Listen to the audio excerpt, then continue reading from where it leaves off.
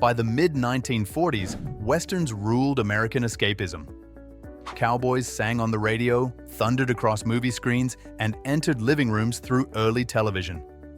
At the center of it all was Gene Autry, the singing cowboy, whose clean image and clear tenor voice made him one of Hollywood's most reliable stars.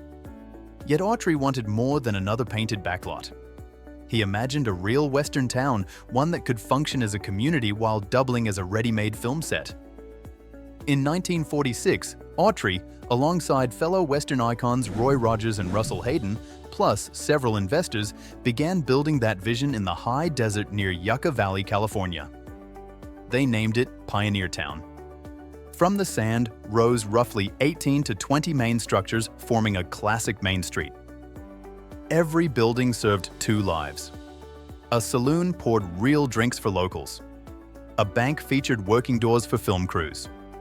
There were stables, a sheriff's office, and even a post office, all dressed in authentic Old West style.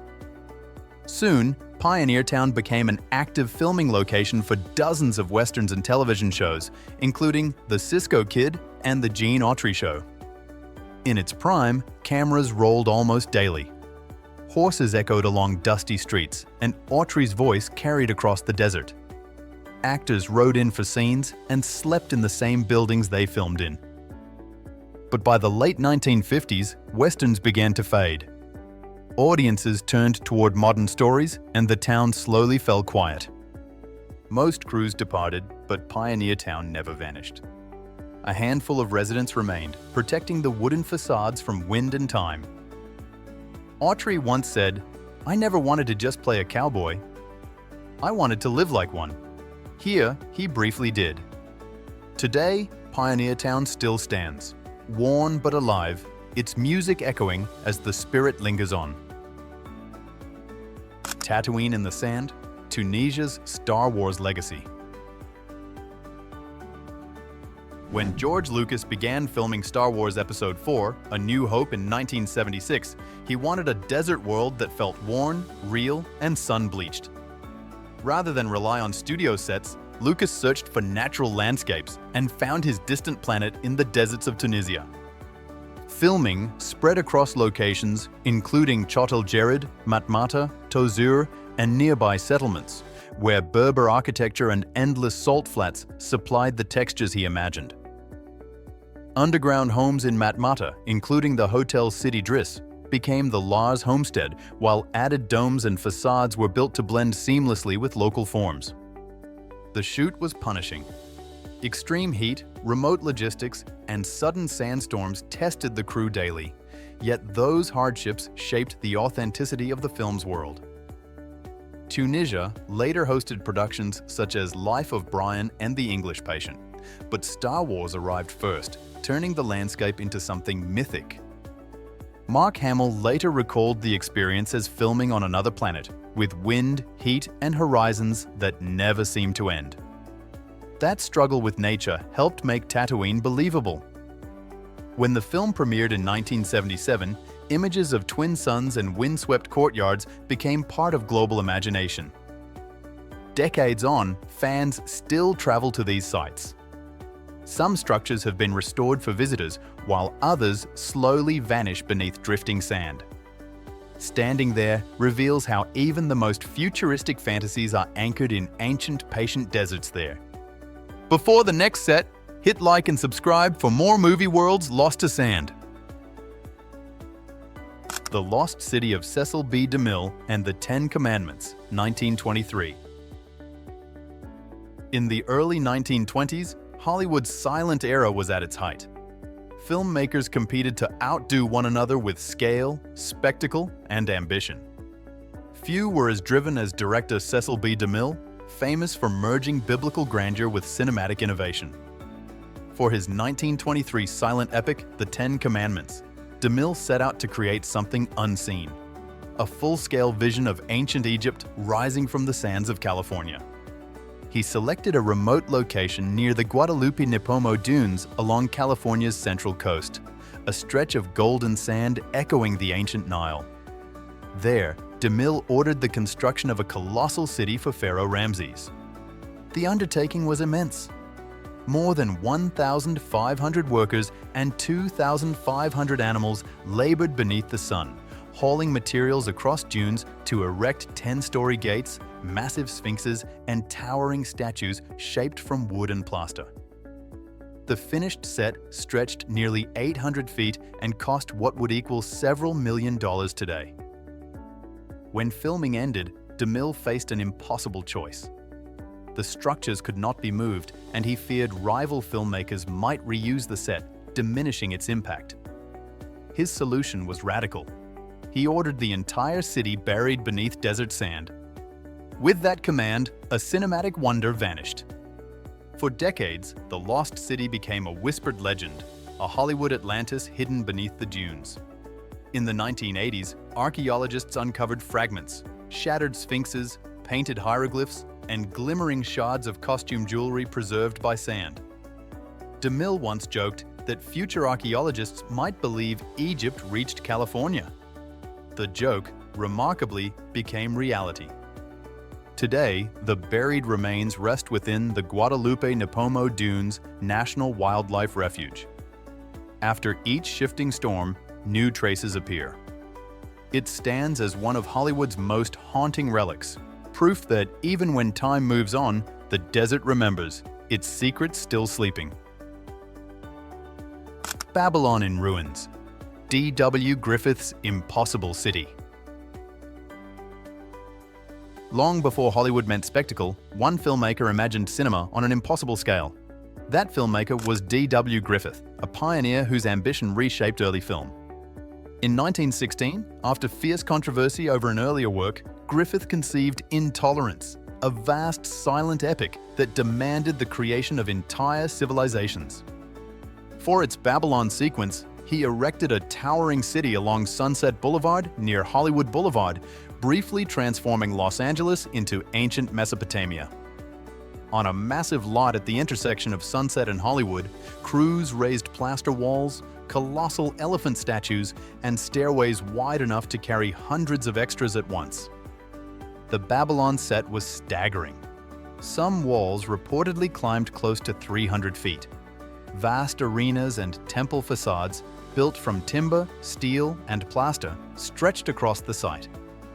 Thousands of laborers and more than 3,000 extras filled its streets during filming, animating Griffith's vision at a scale never attempted before. The expense was equally immense, with the Babylon scenes alone consuming a large share of the film's budget. When production ended, money troubles and the sheer difficulty of dismantling such colossal structures left the set standing. Slowly, it decayed. For years, the ruins loomed over nearby neighborhoods, a silent, cinematic relic visible to locals and curious visitors alike. Film historian Kevin Brownlow later described the set as both triumph and warning. The first great Hollywood ruin, he called it, symbolizing creative grandeur and reckless excess. By 1919, the crumbling city was deemed a fire hazard and torn down. Though the structures vanished, Babylon lived on through photographs, stories, and architectural echoes, proving that for a brief moment, a desert corner became a gateway to an ancient world. Sweet Haven by the Sea, Popeye's lasting village. In the late 1970s, Hollywood turned its attention toward the Mediterranean. Musicals were returning to favor, and one of America's most familiar comic characters, Popeye the Sailor Man, was preparing for a live-action debut. Directed by Robert Altman and starring Robin Williams in his first feature role, Popeye released in 1980, aiming to blend comic strip whimsy with grounded, real-world texture. Rather than rely on a studio backlot, the producers chose to build an entire seaside town from nothing. They selected a rugged stretch of coastline at Anchor Bay, Malta. Construction began in 1979.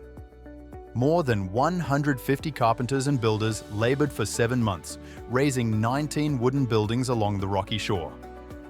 Hundreds of planks were shipped from Canada and the Netherlands, painted in uneven, playful colors, and assembled into leaning walls and crooked rooftops. When cameras rolled, the village appeared lifted from a storybook. Warped houses clustered together, Fishing boats lined the dock, and Popeye's cabin watched over the sea. When the film premiered, the reaction was muted. Critics were uncertain, audiences unsure, and the musical quietly slipped from theaters. Yet the village did not vanish. When production ended, Paramount left the set intact. Locals soon called it Sweet Haven, after Popeye's hometown. Years later, a Maltese guide recalled thinking it would disappear, only for it to become part of daily life. Today, Popeye Village still stands, its bright paint softened by sun and salt. Preserved as an open-air museum, visitors can wander through Olive Oil's house, step onto Popeye's boat, and stand where Robin Williams first sang as the sailor with a pipe and a gentle heart. The film faded, but the village endured, a cheerful ghost beside the Mediterranean, where movie magic. Cabazon dinosaurs, from roadside dream to movie icons. Along a lonely stretch of highway near Cabazon, California, two gigantic dinosaurs stand guard over the desert. To passing travelers, they resemble a mirage, prehistoric giants rising from the sand, one green and one beige, both locked in mid-roar. They were not built for a movie at first. Instead, they began as one man's unusual roadside vision. That vision belonged to Claude K. Bell, a sculptor and theme park artist who once worked at Knottberry Farm. In the early 1970s, Bell opened the Wheelin' Cafe beside Interstate 10, hoping to pull drivers off the road. To do it, he decided to build something impossible to ignore. Construction began with Denny the dinosaur, a 45-foot Apatosaurus formed from steel and concrete. It took 11 years to complete. Unexpected fame arrived earlier. In 1985, Tim Burton's Pee-wee's Big Adventure featured the dinosaurs, transforming them into instant icons. A single whimsical scene fused comedy, nostalgia, and surreal Americana, fixing them in pop memory. Bell once said he only wanted to create something unforgettable. Decades later, the Cabazon dinosaurs still stand, paint bleached by sun and sand. Some pass without stopping. Others linger, sensing a time when imagination reshaped landscapes and the desert quietly kept the magic alive. Photographed by travelers, musicians, and filmmakers, the statues became silent witnesses to decades of passing cars, changing tastes, and fading roadside culture, standing patiently as concrete reminders that movie history sometimes survives far from studios and screens in the desert alone. Middle-earth made real. New Zealand's cinematic transformation. As the journey through Middle-earth comes to a close, the quiet valleys of New Zealand linger like an unfinished story. Long after cameras stopped rolling and crews moved on, the land kept the memory. Hills softened, paths faded, and forests closed in, yet the feeling remained.